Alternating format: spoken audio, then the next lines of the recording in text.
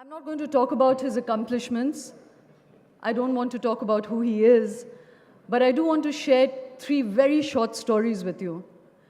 About 4 or 5 years ago, I was trying to reach a man. I sent about 2 dozen SMSs. There was absolutely no response. It was like sending a beam into outer space. And then in utter frustration one day, I sent a SMS saying, Shah Rukh, do you exist or are you a unicorn? And in 3 minutes flat, I got a call back. We spoke, and then we decided to meet for a story. I went down to Bombay. I went up a hill. There was a studio there. The sun was setting. There were charred buildings everywhere, men with walkie-talkies, dressed in black, guns, a sort of hush in the air. And then suddenly, somebody dressed in a red suit, in a sort of Superman cape, swooshed into the air, holding a woman, a beautiful woman, in a red dress, a long split down her leg. They whooshed up into the sky, the cape flying, and then this man and this woman came down, and this man said, Uri Baba, my name is Mohabbat Man, let's dance. And then a year later, we met at Bonham's in London. And two legendary people had agreed to paint a canvas to help fund Tehelka that was going through extremely rough times financially. And we held our art exhibition there, again, where the artist community supported us hugely by painting canvases for free, and we wanted to auction this, raise funds for the journalism. Bonham's is a very elite auction house in London.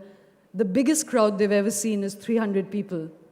We told them maybe 450 might turn up. And then this man walked into Bonham's, and Bonham's had 1,800 people in a hall that could accommodate 300. The auction was a washout.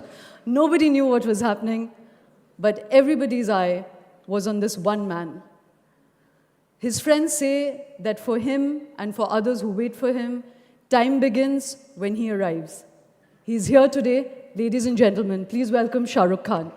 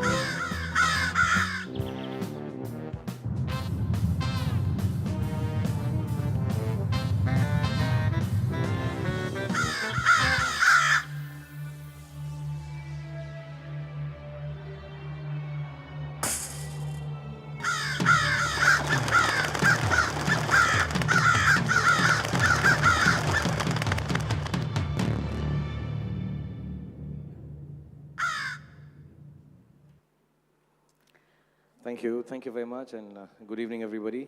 And I have auditioned for many parts, but for the Think Fest, the auditioning happened, and I was passed by Shoma straight away when I said, Uri Baba, I'm Mohabbat Man. So this guy is smart. We have to get him for Think. So thank you very much, Shoma. Thank you, Taran. Thank you, Nina. Thank you, everybody who's involved with this. And that's it. That's it. Yeah. Let's start. Shah Rukh, Okay, so before I start, so because I was told, one of my friends, Sanjoy, my oldest friend, oldest in terms of years that I've known him, he's told me this is like an intelligent gathering. And so you actually prepped for it. I was aghast when Shah Rukh's colleague called me and said, Shah Rukh wants to know what you're going to talk about. Are there any questions? And I was like, Shah Rukh's asking for questions, you know? Yeah, so, I've become careful now because you never know what the hell might write about you. You know, these... I'm scared now, yeah. I'm a little scared of what I say. So I have written something. Is it okay to read it out, or...? Yeah, but can we do the conversation? Did you bring your book? I just wanted to... That's why I don't go to any place where stars are considered less than the anchors. I'm telling you, Shama, this is... But I'm here now, so I'll allow you, okay. Yeah. Shah Rukh, you know, when I asked you to come here, I told you that the really unique experience that I wanted our audience to have is that Shah Rukh is in the process of writing his memoir and his autobiography. And about 2 years ago, we met and he shared some snatches of that with me. And they were incredibly moving. They were an aspect of Shah Rukh that you don't really get to see very often. And that is the framework of our conversation today, you know, the public and private journey of this dream catcher. And that's how I'd like to enter the conversation with you, Shah Rukh. You know, the piece you read to me was about your parents. Both of them have been very seminal in who you are today, and yet they were both very different people. Your father was a freedom fighter, he was an idealist, you know, very accomplished man, but a poor man. And your mother was much more of a pragmatist. You know, can you talk to us about what they meant in your life and how they've influenced you in different ways? Yeah, my father, in the book that I'm still writing, which has been now, you know, I decided to write the book when I thought I will last. After 4 or 5 years into the film industry, I started believing that I will last for 10 years. And I wrote a book, the title was 20 Years of a Decade, because I felt I've crammed in 20 years into the 10 years. I'm a little tardy with it. I still haven't finished it. Now it's 22 years that I've been working. The book is still not complete. And, you know, when in the book, the chapter that I made Shoma read, the main, how do you say, the exposure of my inner self is that I think my father was the most successful failure in the world. And I'm very, very proud of him. And I remember him as a very gentle person, 6 feet tall, very Pathan, gray eyes, brown hair, very handsome. I also remember the first time I went to Peshawar with him. You know, the whole family was over 6 feet 2 inches, very fair, very beautiful. And I remember the whole family met me first time, and I was about 14, and they speak Hindko there, like Punjabi. And they looked at me and said, "Innu ki ho gaya? Ete Pathan lagda hi nahi hai." You know, so I'm that kind of Pathan. And he taught me a lot of things. He died when I was 15, and as years are going by, I remember things that he's told me. I remember he took me out for a movie, never told me we belong to a place where, you know, in terms of finances, lower middle class, or however it's described, we didn't have the money. He used to travel in buses, 501, 502, 501, 502, Delhi wali 510. And he took me, and he didn't tell me money's run out. So he made me sit there used to be a roundabout near Kamani Auditorium, and we bought moongfali, and he said, "Yahan baithenge, aur gaadiyon ko," he used to also speak a little bit of Punjabi. He said, "Yara, gaadiyon ko aage piche jaate dekhenge, sabse acha hota hai ye." And he never told me. My mom, who was Hyderabadi and a little more pragmatic, as you said, and a little more talkative and loud, she said, "तुमको बुद्धू बनाए हो ना, जाके वहाँ पे कुछ नहीं, पैसे नहीं थे तो इसलिए तुम्हें गाड़ियाँ दिखाकर वापस लेकर आ गए." So my mother was extremely, I think after he died, she kind of dedicated her life to look after us. And the essence of both my parents was that they didn't know what we'd become. My father was a non-practicing lawyer because he said he can't lie. So sorry if there are some lawyers here. But main nahi karunga. He was the youngest freedom fighter of this country in terms of age. And my mother was a magistrate, but she was like a go-getter and, you know, very enthusiastic. And after he died, she carried on the dream my father had, that we should make sure that children are well educated. If they get educated, life will be okay for them. Of course, I wasted all my education. I've done sciences, then economics, and then masters in mass communication, and I became a film star. So it's kind of doesn't come handy when you're doing "You Are My Chammak Challo." It doesn't. And that's it. So I remember them. I think I've imbibed the fear of failure that I saw my father go through. And I didn't want to fail like him. I want to take my son out. If I promise him for a movie, I want to show him a movie, not the cars around a roundabout. Though that was fun too. And the enthusiasm and the energy that my mother had to earn money so that, you know, she could look after us and educate us. They both died, I think, between the ages of 49 and 50. I just turned 47 day before yesterday, so it's a little scary thought. But it was an education which makes me a very pragmatic, practical poet, I think. Yeah, it makes me a very commercial poet, I think. It makes me someone who has dreams like my father did, someone who's as gentle as I am, notwithstanding the Mumbai Cricket Association incident. We'll come to that. Yeah. But yeah, so I'm a believer. I'm a little idealistic and utopian and thoughtful and gentle like my dad. but I want to do all those thinking and write all those poems with a stomach full of food and have a good car and a good house. So I don't deride myself or deprecate myself when I say I'm kind of capitalist. It is just that I am a survivor who wants to live well and think well. And I think all youngsters should believe that. If you isolate one of them, I've been hearing amazing amount of dedicated work from some of the people, extremely educated and highly positioned jobs, leaving everything and looking after a cause which is close to their hearts. I would like to do that, but being from the place I believe which is kind of honest, I like to do it with the money that I earn from this capitalist, this in-your-face business-like job that I do. So I want to, I imbibe, I think, both the things that my mom and dad taught, and I still miss them a lot. Yeah, in fact, Shah Rukh, he used to run a tea canteen behind NSD, and you were thrown out of your house once because they couldn't pay the rent. Are you going to tell everything about me? Tehelka has been, this is a Tehelka expose, this is a sting operation, yeah? No, this is stuff you've told me, you know? Okay. And not with any privacy clauses. Okay. But, you know, in fact, in an interview some years back, and why I'm asking you all this is because it's very much the man you are, and you know, some of that comes through in the tweets that you do at 3 o'clock at night and 4 o'clock at night, not when you meet you on the stage or on the cinema screen. And you said that your sister, you know, your mother died in very difficult circumstances, and you said your sister also is a kind of daily reminder that you cannot have the life that your father has, you know, your father lived and your father had.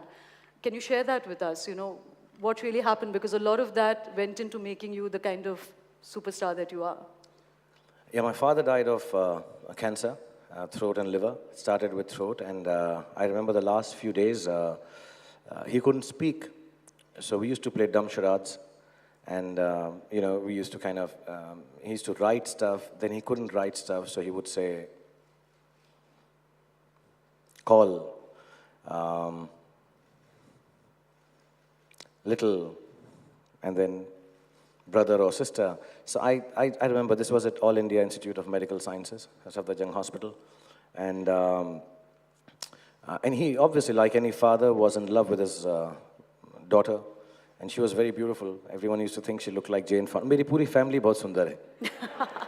Just to let you know. So she was extremely beautiful. And when my father died, I remember he was getting well. Then I went to the hospital one night and he was dead and cold. His feet were very cold. So I touched his feet and he was very peaceful and dead and not looked like the handsome Pathan he was. It's very thin. And I had never driven a car. I was 15 and I remember my mom and me sat in the car to get back home. Our driver, who had waited all night, couldn't wait any longer, had left the car abandoned in front of the main road. And I sat in the car and drove back. And I do remember my mother, when we reached home, she said, "Tumhane gaadi chalana kaise seekha?" And I said, "Kab seekha?" And I said, "Just now." And I was driving a car. I came home. My sister was in Lady Shri Ram College, and we didn't tell her that our father has passed away. So I went, I got her, and I remember this. And because I'm a soul-selling commercial actor, one day I will use this in a film also, shamelessly. But 99% of the things that I use so shamelessly in films is an experience which is very close to my heart. And somehow, life has taught me it's all right to show the innermost of my feelings in the commercial sense. Not to earn money, but just, it's okay. It's one life. So I will use this. I remember my sister standing in front of my father's Parthiv Sharir bolte na Hindi mein, dead body, and she just looked. She didn't cry. She didn't say anything. She just fell. And she hit her head on the ground. And for 2 years after that, she didn't cry. She didn't speak. She just kept looking in space. And it just changed her world. Mashallah, now she's better. She got some deficiencies. During the making of my film Dilwale Dulhaniya Le Jayenge, she again was hospitalized and they said she will not survive. I took her to Switzerland, got her treated there while I was shooting Tujhe Dekha To Ye Jana Sanam. And, but she hasn't ever recovered from the loss of her father, the suddenness of him passing away. And then it got compounded because my mother also expired 10 years later. So we are what in Muslims is called yatim and yasir, father and motherless. And when I see her, especially the time period from my father's death to my mother's death. She was highly qualified. She has done MA LLB, very intelligent, um, like my parents wanted her to be. But she could not face the reality of losing her parents. And I somehow developed this sense of detachment, this sense of false bravado, which I show in public, a sense of humor, and a lot of things that I do which people think is flamboyant and very Bollywood-like to cover up this sadness affecting my life and me becoming like my sister. I love my sister how she is. She's a much better person than I can ever be. I think she's a child of God and very naive and innocent. My kids love her more than they love me and my wife. And I'm very glad she's a part of our lives like this. But I don't have the guts to be so simple, so hurt, so disturbed. So a part of me keeps on working round the clock, keeps on being happy in spite of things which are said about me, or make a joke about things that I do, but still keep doing them. Because if I did not do it, I think I would be in the same state of potassium deficiency and depression. So to avoid depression, I act. It's much larger than to earn money or be a big star or do endorsements or dance at weddings, which I joke about. And this is the God's honest truth. I think this is the most honest I've ever been in my life to anyone.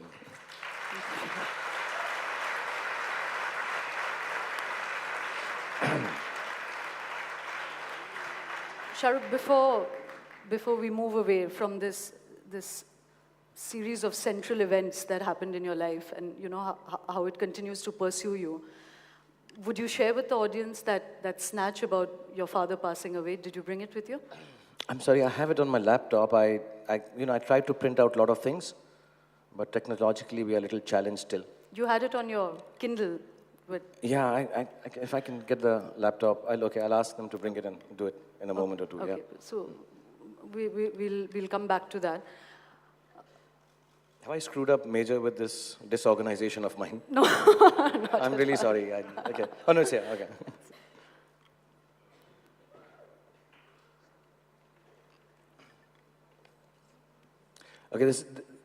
Okay, this is very small, but I'll still. This is an incident about. This chapter is called "The Train to Pakistan." I finally learned that life isn't a timed test where the goal is to make a list of shouldas, couldas, wouldas on January 1st and finish as fast as possible with every answer correct and be perfect about it. I have taken sayings, what people have said, and started my chapter, so I won't read the whole chapter and bore you, but I'll describe the portion when my father, who had taken me twice to Peshawar, and we had gone always through Amritsar, walked through to Lahore, where I even did a film called Veer Zara, which brought back a lot of memories. And I cried there because I had done the same with my dad. So I'm just reading you the last part, where the second time we went, every time my father told me a lot of stories about how wonderful his hometown was, Kisa Khani and Lahori Di Hatti, and kitne log khush the aur kitne achhe the. My father, by the time I was born, wasn't doing well business-wise. Wives, as they are always, were, tum kuch karte kyun nahi, kind of a thing. So I think he needed to go back to his past to keep on telling me how wonderful it was. And he took me twice to Peshawar. This is the second time in 1980 when he took me. So I'm just reading the last bit, which I read to Shoma. My father got me back to Peshawar once again in 1980. The second time round was also turning out to be as exciting. But without my knowledge, there was something else taking place right under my nose. I was told by my father's friend that all this niceness that my cousins were showing me was to impress my father into leaving his share of property in their names. I still don't believe that was true, but my father seemed to be dejected when we returned back to India. My father was always very proud of his family and their achievements, but in retrospect, I think that his going back to his family was not as great an experience as he'd anticipated. He was a very loving and gentle person, never having screamed at us or reprimanded us. He had left his house when he was 16. He had tried desperately to try and make things work in India. I think at times when he felt he hadn't succeeded with his duties to his family in India, he had taken courage from the fact that his family in Pakistan had brought him up well and he would be able to fight back. Maybe his journey back home was to refresh this resolve. And he had taken his little son along to give him a taste of his lineage. I think it was like trying to revisit his past and pass it on to his future. It's like when you are a little lost, you try to retrace your steps to figure out where you went wrong. But the past had changed with time. It was not the same for him. The memory of all the anecdotes and good times he had collected with pride over the years seemed tainted by the bickering and fight for something as menial as the possession of his property rights. He had got his son along to introduce him to his proud past, but the past wasn't there. And what was left of it was not something to be proud of either. Instead of finding out where he had gone wrong, he realized that the beginning itself was a mistake. He was too far gone to start all over again. Neither side seemed to be his. He was in the no man's land. I remember him crying while walking along the no man's land between Pakistan and India, and I felt sad for him. Little did I know, by the time we got back, I would have to start feeling sad for myself. My father was beginning to die. And this is an incident where I remember we were between the no man's land and between India and Pakistan. And he kind of said to me, you know, I know there are a lot of confusing discussions about India, Pakistan, and I'm okay if this leads to some kind of controversy. But you know, he was like, "Yara, tu wahan chalega na?" तो वहाँ पे somehow he just told me खाना भी better है, लोग भी अच्छे हैं, प्यार भी बहुत करते हैं, and he used to keep telling the bamboos are better in Peshawar. I don't know, for some reason, I've never found that out. Yeah, bamboos are better in Peshawar, and you believe your father whatever he says. So till my dying day, I'll remember the best bamboos come from Peshawar for some reason. Yeah. And I remember he was walking in between the no man's land, and he started crying. And you know, to see your father cry is like a mega thing for a 14-year-old kid. And he said, I said, but it was really nice, your country. And he said to me, you know, actually I'm feeling like neither that nor that is my country. This is my country, the no man's land that he was walking on. Because he somehow felt he's not succeeded here, and his, you know, his past was not good enough to take him through where he wanted his son to be. And I truly believe that visit, not because of his cousins and his brothers, you know, that's whatever, that's a young kid's belief, but I think he just got so completely wasted by the fact that, you know, neither of the two things were working for him, his past or future. And I think he died that day while walking back, because he died about 3 months after that. He came home and he fell sick, and yeah, so in spite of people telling me politically not to go to Pakistan, I have other reasons, which are a little more personal. Thank you for sharing that with us, Shah Rukh.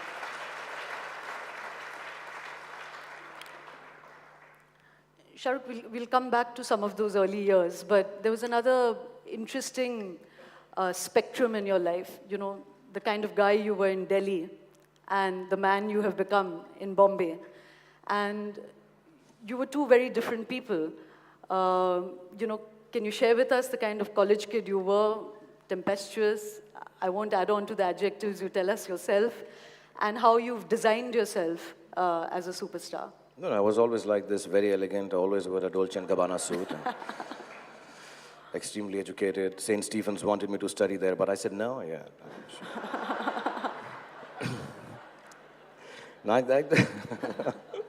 I don't know how to describe, I don't know how many of the people here at the Think Fest are from Delhi, they will understand. Are there lots of Delhiites? Yeah. I'm a Delhi boy, so there is a bit of, a lot of Delhi in me, and I think, in a nice sense I say it, please, I think I'm a Delhi ka gunda. Delhi में जो भी पैदा होते हैं, बड़े होते हैं, वो गुंडे ही होते हैं. ओए, इधर आओ साले, नीचे को आ, साले क्या देख रहे हैं, इधर आ. तेरी माँ की, तेरी बहन की. So I was kind of like that, brought up like that. I was in an Irish brothers school, so I was having this strange dichotomy of being brought up where, you know, everything was where, you know, everybody spoke like that and talked like that, and, you know, in the morning we said the morning prayer and your shoes are not shined, Mr. Khan. So I was called Mr. Khan even. As a matter of fact, I was called Mr. Shah because, yeah, because we don't write Khan till you're 18, so my name was Shah Rukh. And my Irish brothers thought that either my name is Mr. Shah, my parents' name, or Mr. Rukh. So I was, yeah. So I was like, you know, Mr. Shah. So I was Gujarati for a part of my upbringing. So I used to play hockey, and in Delhi everybody just fights for their rights, and For their rights. in a nice way. And I was brought up like that. When I came to Mumbai, I got into a lot of fights, and I didn't understand the stardom stuff. I'm from Delhi, you talk nicely, everybody has to be well-mannered. I'm very well-mannered, I'm very courteous, I'm very, that's the upbringing I have in the Irish brother school, St. Columbus. So I'm very well-mannered, but badtameezi mujhe samajh nahi aati.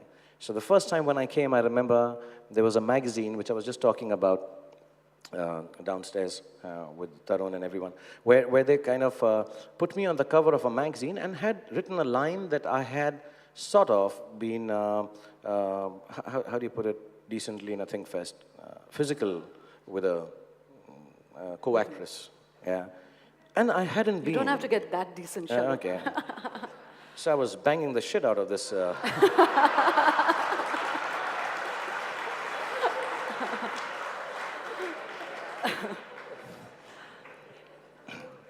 Apologies to my Irish brother school. This is the Delhi wala part. So so they had written, and I didn't understand this. And I've just been married, and you have a young girl. I've known my wife when she was 14. I just got married. She was about 22. For her, this guy becoming a movie star. What you think of Bollywood, or in that time it was just the Indian film industry, and she was so worried.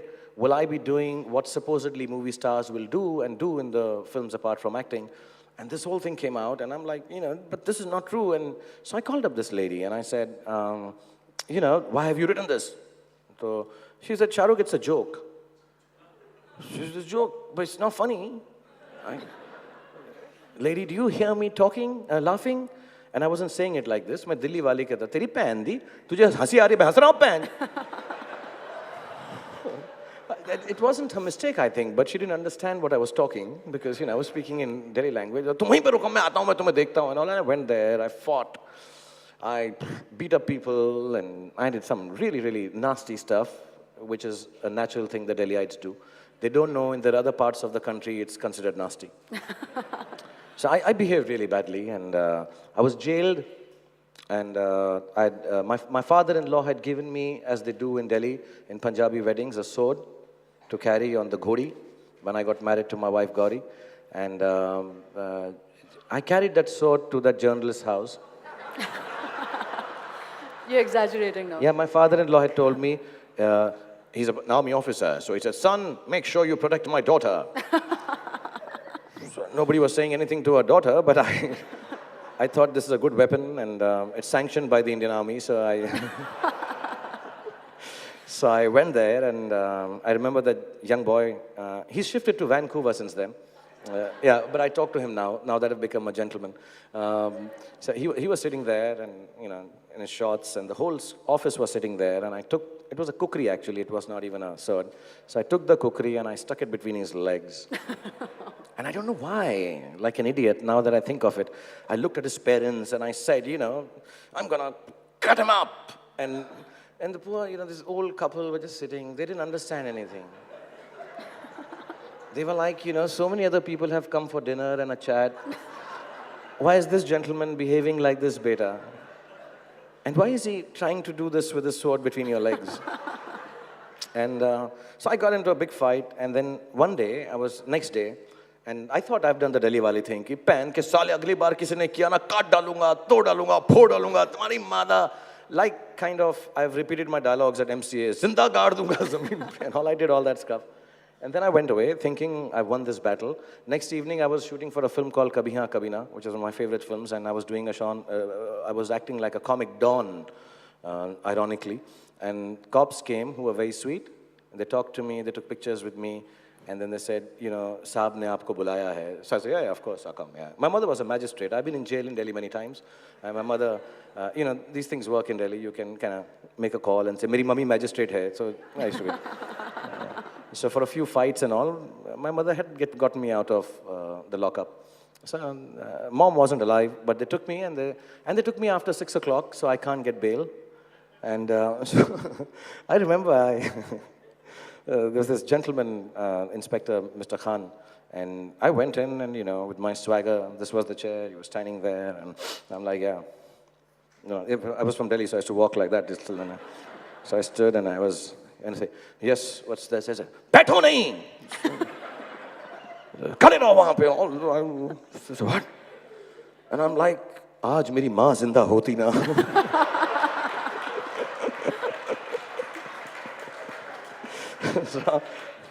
So he put me in a lockup. And then he said, "You're allowed to make one phone call." And that's when I realized I'm cut out to be a Hindi film hero. Because instead of making that one phone call to my family, friends, or any lawyer that I would have had, which I didn't, I made the call to that guy who had reported me. And I said, "Saale, ab to jail bhi chala gaya hu. Aur ab to nikal ke aaunga aur tere ko kaat ke hi jaunga."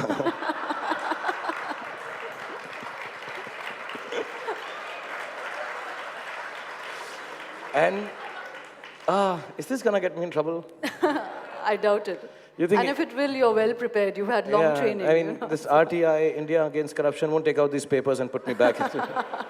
Okay, so I do remember that I went back to the guy's house. There were cops outside his house.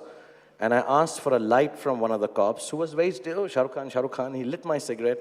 I opened the window, looked at that guy. I said, "I'm coming and get you now. I'm going to be very mean to you." I threatened everyone in their office. But then, it so happened that they put my fingerprints and, then this Inspector Khan Saab told me, "Revenge tastes the sweetest when it is served cold." So, वो 19 साल पहले की बात है. मैं अभी भी wait कर रहा हूँ कि कब वो वैंकूवर से वापस आएगा. But I just felt I was very embarrassed. And I decided to change myself because the wife was very disturbed. Nana Patekar got me out of the jail, finally. And he was very sweet. And on a weekend, there is an evening court that gives you bail or something. And I tried to be decent. And I kind of have changed now. I try to be the more Irish brother school educated than the Delhi University wala hockey player. And yeah. Sometimes the Dilli ka kunda jumps up again. What I'm feeling very bad about is that, some of the people have started saying that it's my midlife crisis. And I'm having a meltdown. So I was telling Tarun backstage, Sanjoy and everyone, that tab YouTube nahi tha. तो अगर तब YouTube होता, तो मेरी ये fights भी होती वहाँ पे. तो मेरी जो ये वाली fight अब हुई है, तो लगता है ये तो करता ही आ रहा है, तो naturally आता है इसको. So I just want to say this, and all you really intellectual people, I'm not going through a midlife crisis. I'm good. I'm really good. I'm cool, yeah. And I'm just going through the Delhi phases once in a while, that's all. Yeah. Shah Rukh, the other fascinating strand in you is your relationship with Islam and with being a Muslim. Over the years, you've become more overt about just identifying yourself as a Muslim, and you're not a political person at all. Why did you want to start doing this? And, you also say you're a real chauvinist and you're an Islamist chauvinist, So how do the two things sit together? एक तो मेरे को ये combination ही नहीं समझ आया ना. I'm getting scared, big words you're using with me and all. But to be honest, I have been living in Delhi, like I said, and I have participated in Ram Leela. I have studied in an Irish Brothers school, so I am being made to, in every nice way, I know the Ramayan very well, the Mahabharat very well, because I used to act in them and, whole Punjabi atmosphere. Because of my upbringing in St. Columbus, so I know the Bible very well. And it's very strange. I never thought I'll be an actor, but I've enacted pieces and bits in school, on the stage, Chhabda Saab ki Ram Leela and stuff, in Delhi, Patel Nagar. And by birth, I'm Muslim, I'm Islamic. So my father and mother, in a very nice way, have explained Islam to me. And as I've grown now, and I have kids, I'm very secular. My wife's a Hindu. And I've never tried to impose my religion on her. Neither has she ever. But I really believe, to be very honest, each religion is about being easy with each other's selves and each other's religions. So I am like that. But now when the kids were growing up and all this was happening around the world, I just felt that my parents have always taught me, and my understanding and reading about Islam is that we are very peaceful.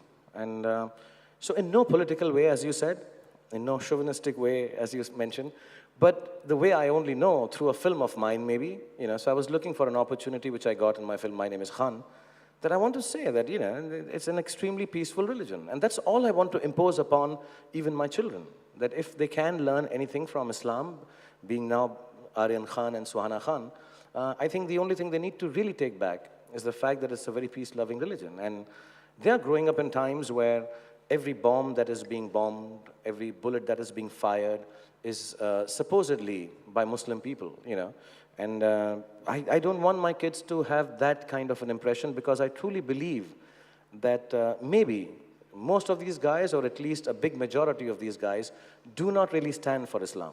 They stand for their own agenda of whatever fundamentalism they want to get through, or their political ideologies, or whatever issue they have with nation to nation or person to person. But I don't think necessarily they stand for Islam. So I started reading all over again in the languages that I know, English and Hindi. I started speaking to some really wonderful people like Javed Saab, who might be here tonight, explain to me, my friends who are like really well versed with Islam. I speak to them, I talk with them. Inshallah, I'd like to do the Hajj with my kids. And, but the imposition of my religion would be to the extent of saying that it's an extremely peace-loving and wonderful religion. And the film was for that. And though, like again, my behavior lately does not really, like my son can turn around, and we have a great sense of humor. So this is a joke, please don't take it wrong. I'm saying this, but like, my son does. And I got into this fight with another person at night, and I came back and I woke them both up. I'm very embarrassed about how I behave in films, off screen, everything that I do with my kids. So I woke them up and I said, I slapped a guy, man, and I'm really sorry, and stuff like that. And my son, and this is a joke, so please don't take it wrong, he said, that's very like a Muslim, Papa. So I don't want him thinking that. Like, and we joke and we say things like, Wallah, like this. And the thing is that I've been able to bring them to be able to joke about it now, means I'm on the right path of explaining to them that Islam is an extremely peaceful religion, like I'm sure Hinduism is, and Buddhism is, and Christianity is. Shah Rukh, before we start talking about some other, phases and aspects of your life, did you bring that part, the first page of what it means to be a star? The first page of your book, you're kind of watching yourself flying. Did you bring any other bits of it? I have now the whole laptop. I've got the script of my next 2 films if you want me to read them out. But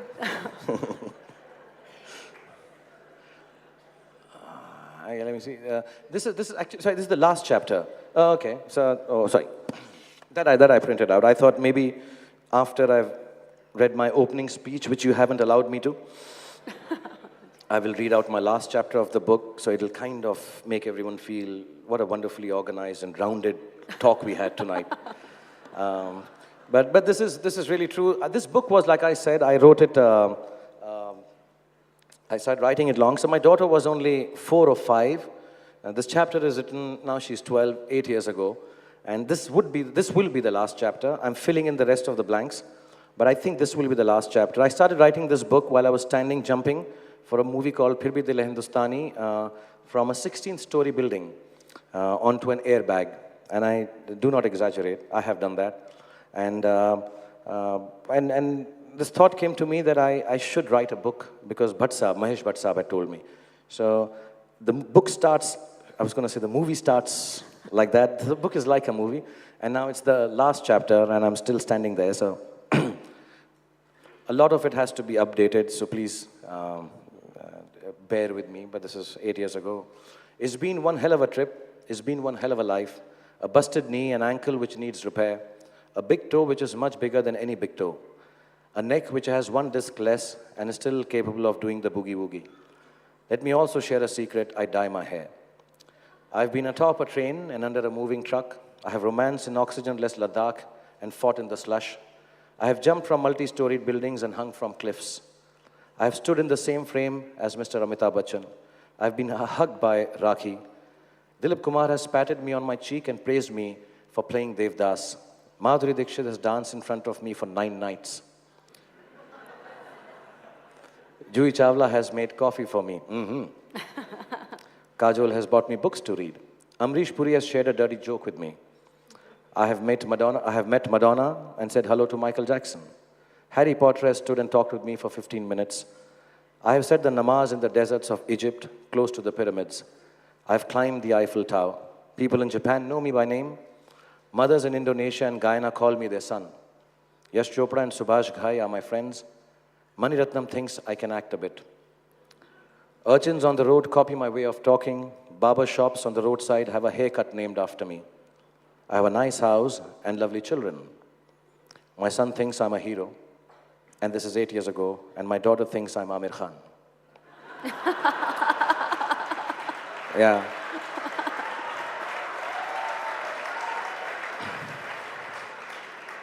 She was young and stupid then. She was 4 years old. So at home she knew I'm Papa. On TV she used to think, and she used to see me and take that name, ironically. And then there is a star in the sky, which I talk about in the chapters earlier, which I think is my mother, like every child does, which shines extra bright with happiness when I go out, stand on my terrace. It's like I have lived two lifetimes in one. I have crammed 20 years of experiences and happiness in a decade. What am I? Spider-Man? Superman? No. I think I'm blessed. There are times when I still feel lonely. There are days when I feel very sad at my failures. The sea in front of my bungalow makes me feel just as little as it did 10 years ago. I cannot answer a question which is asked to me in every interview. What is the real Shah Rukh Khan like? I don't know. Maybe there is no real me left anymore. Maybe there is no real emotion left, which I haven't done in front of the camera already. Maybe I'm just an act now. Sometimes I don't recognize my face without the makeup on. Sometimes I don't come alive till I hear the sound of the Ariflex. Ariflex is the camera. Oh, this is ThinkFest, everyone would know that. Some days even the sound of the camera and the lights in my eyes don't help me to feel real. The boundaries between the real me and the real me have faded beyond repair. Do I love like Rahul, or does Rahul love like me? Is it Raj's anger, or am I angry playing Raj over and over again? I know I would never throw a girl off a terrace, but I'm not sure if, like Devdas, I would destroy myself for a girl. Maybe, maybe not. Would my son grow up to be normal? Would my daughter realize I'm not Amir Khan? I don't know, and I don't care really. Have I paid a big price for being a star? No. If I was given a choice, I would do it all over again and would be willing to give even more. Would I die happy? Only if my last film was a hit. As for now, I'm looking forward to the next 20 years. Just when you thought it was safe to assume I will retire now that I've written a book, I'm going to subject you to another decade. The green cloth is fluttering behind my back. The 40-odd feet don't seem too much. I know why I do this. I do it because I'm an actor. I spread out my hands, close my eyes. I can hear the storm fans loud and clear. I see my son's face. He thinks I'm a hero. He knows I have wings. I know too, God is kind and with me. I also know I can fly. I let go. I'm flying, and so is the rest of the world with me. To be continued after a decade later.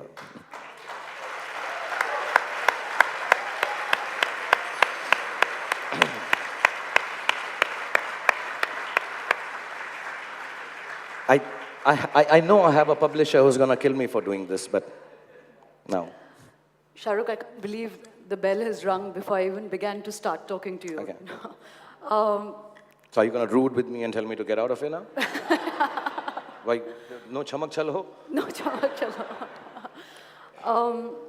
Just one or two more questions, if you all will allow me. We're running short of time, but Shah Rukh, one sees these fragments of you. You know, the public self of you is somebody completely different. Flamboyant, you know, as you said, somebody who loves wading into crowds.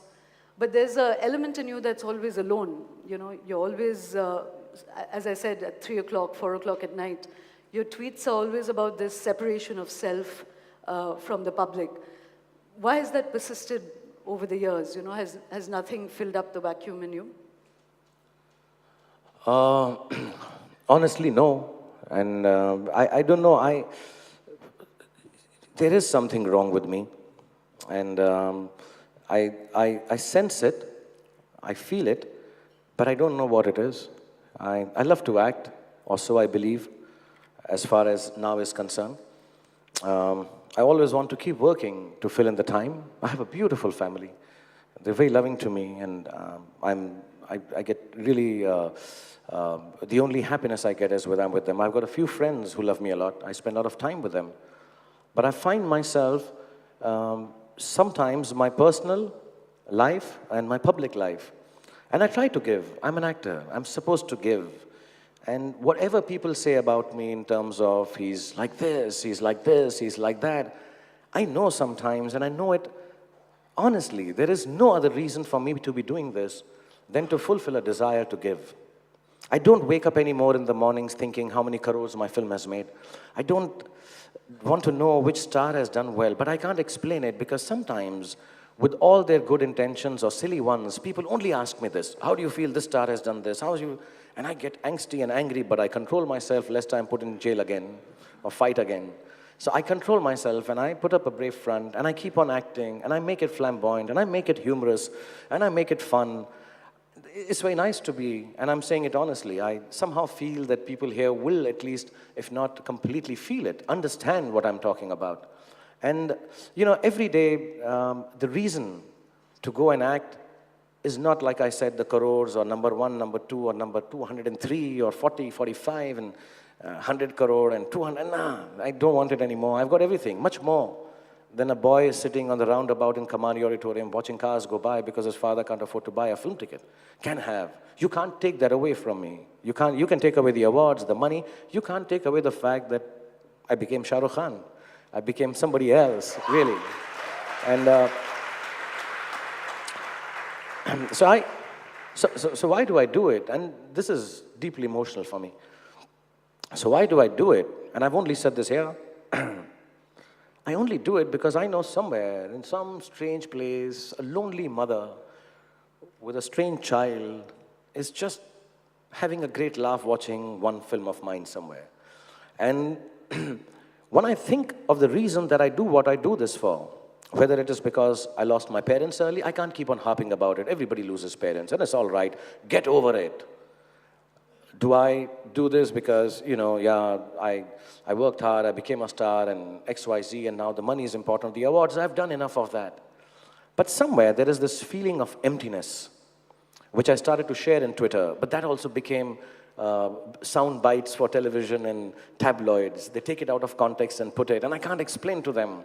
So I have this restlessness, this loneliness, this strangeness, this unfulfilledness, which I feel I'm going to fill it in with as much acting, as much I can give.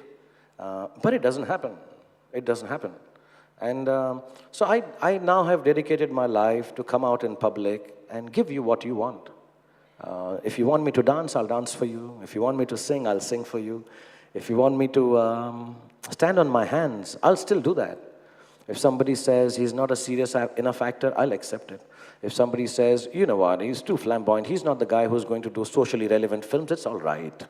I've done one Swades, I'm not going to do 10 of them. I'll do what I feel like, but I will do most of the time things that I think you want me to do.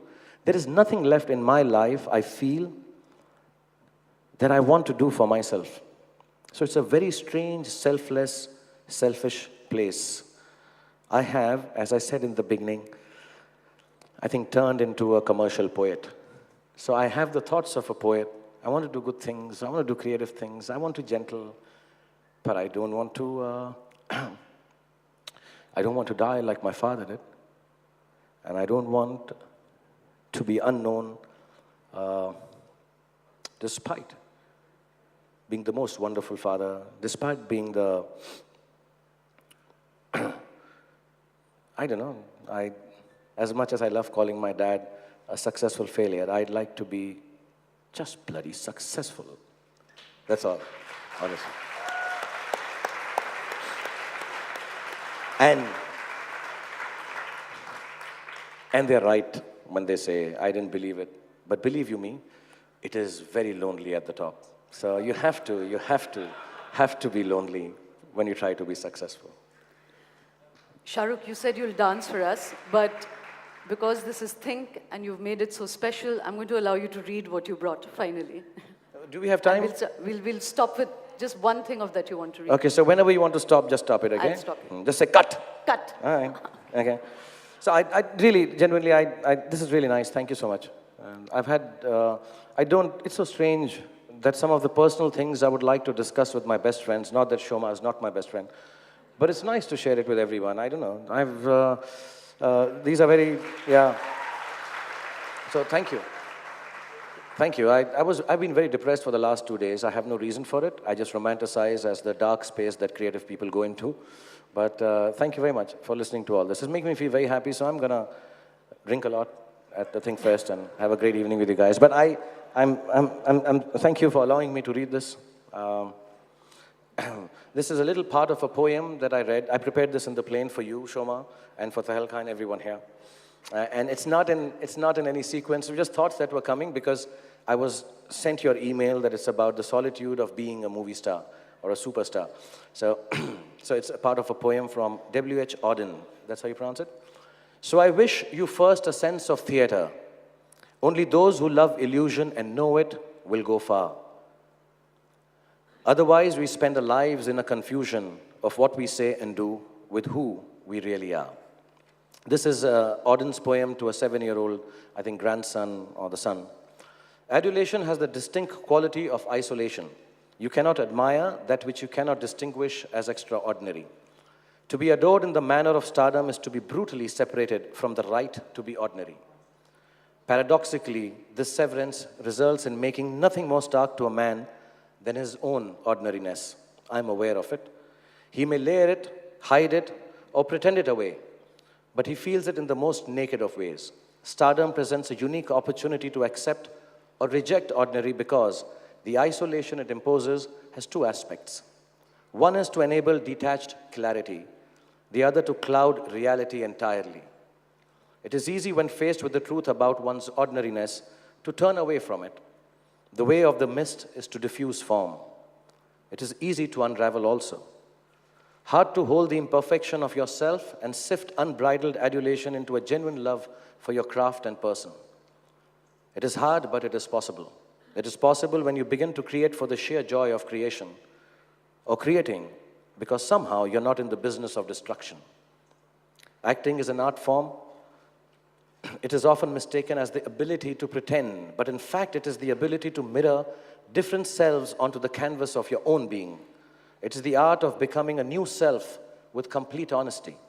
An actor true to his craft cannot reject his imperfections.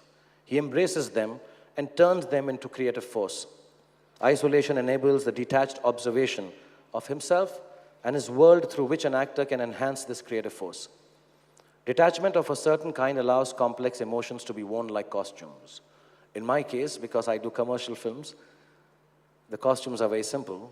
Ralph Lauren anger, Dolce & Gabbana love, Pacciotti romance, just about describes my complete emotional wardrobe. As the world changes, this interpretation is rendered more and more through various media. I become a cad, a philanderer, a womanizer, an abusive drunk, a callous, arrogant star who flouts rules and smokes indiscriminately in public, an anti-national, enemy-supporting upstart who ought to be taught a lesson, and so on. Or a perfect family man, an astute businessman, a doting father, sex on toast, or even just a guy who smells beautiful. None of this has to do with who I really am, yet it becomes the way I'm perceived by many. Here is where my public journey deviates from my personal experience and sometimes pushes me into a more isolated space than I wish to be in. Detached or attached, the one thing I cannot avoid is what my persona is interpreted as seen from the outside. As honest and similar as I believe my public and personal appearances and beliefs are, I do get overtaken by what people want to perceive of me because of being completely objectified over the last 20 years. My emotions and actions are all objects open for sale and analysis. I'm a billion-dollar soul-selling machine who romanticizes sleeping on Mumbai sidewalks before becoming such a beautiful object. But I do not gain satisfaction from the money I earn, from how many crores my movies collect, as I said, or for whether I'm rated as number 1, 2, or 203. I never wake up in the morning wondering about who has become more popular than me. It is of no concern to me. I gain satisfaction from the aspect of my art that allows me to give. I feel satisfied at the thought that somewhere in a home I do not know, a mother and her little son watch my movie on an otherwise dull day and laugh at me. I gain satisfaction at the fact that people leave the cinema with lightness in their heart, feeling love, feeling the possibilities of romance in their everyday ordinariness of their daily lives. However unreal it seems to critics or lovers of reality, I serve reality with chocolate-flavored popcorn, available only in large size and fizzy soda to go with it. And yet, this last bit, I heard the bell. And yet, I live reality in its crudest form, where every human defect and perfection is magnified, where every desire, every aspiration is stark like mine, where every power drives an enormous system towards its own growth and churning and even destruction, but it tastes bloody good. And through all this, I'm surrounded by 100 managers and PRs and producers and financiers and audiences. And the only way I keep it sane is by clinging to the only person I know the best, myself, all alone. But to be alone amidst millions of admirers is no tragedy at all. It is beautiful, especially if we can use it to view the world as I began the speech with, a sense of theater. So welcome to my theater, ladies and gentlemen.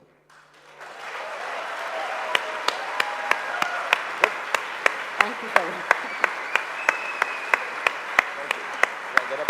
I'll take that. Ladies and gentlemen, the dream catcher. Thank you very much, and I'm sorry for the next speaker having to wait. Thank you very much, everyone. God bless you. Thank you. Thanks, Shah Rukh.